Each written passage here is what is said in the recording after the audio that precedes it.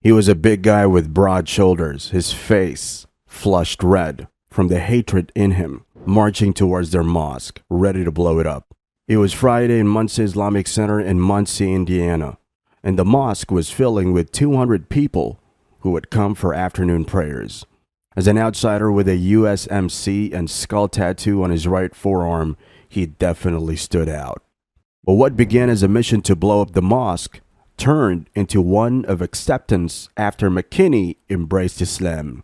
His name was Richard Mack McKinney, and he was there not to worship, but to kill. He was an ex-US Marine who had developed a hatred towards Islam during combat in Iraq and Afghanistan. His hatred deepened when he returned home to see how Muslims had started moving to his city, and Muslim children were sitting next to his daughter at her elementary school. Unable to control his hatred and anger, he went to the Islamic Center that day in 2009. He was going to plant a bomb at the mosque in hopes of killing everyone there.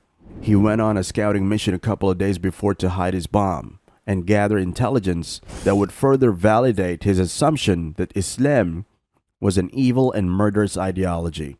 I told that people was a cancer, and I was a surgeon to cure it, he explains. But when McKinney entered the mosque, something happened that he didn't plan for. Something happened that day that would change him in a way he never expected. The people whose lives he intended to take would end up saving his life. What happened to McKinney at the mosque is so dramatic that it sounds like something from a movie. Instead, several mosque members stepped forward and disarmed McKinney with some choices that may have saved their lives. Several brave worshippers came to him and took his weapon away. Then Afghan citizen Muhammad Bahrami, one of the founders of the Islamic Center, hugged him. To this day, it still doesn't make sense to me, McKinney says about that moment.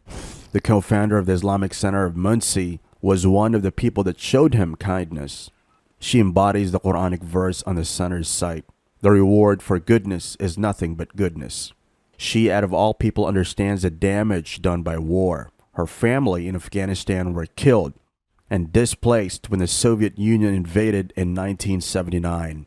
She left her country in tears and lived in a refugee camp for 6 years in Pakistan before moving to the US. She is called the Mother Teresa of the Muslim community in Muncie because she's always helping people and showing extreme kindness to strangers, as Islam taught us. Another person was Jomo Williams, an African American who definitely knew something about racism. His great-grandfather was lynched by a white mob. He carried hatred towards white people until he converted to Islam and followed the principles of forgiveness in Islam. 8 months later that day, he decided to convert to Islam. After his conversion ceremony, he was welcomed with what he called a mosh pit of hugs from the same people he once planned to harm. He was then president of the Islamic Center in Muncie for 2 years. But then he realized that he wasn't at war with Muslims, but with myself, from the guilt he carried because of the lives he took unfairly during the war. McKinney found a new band of brothers and sisters this time, not in hatred and anger, but in our peaceful Islamic faith.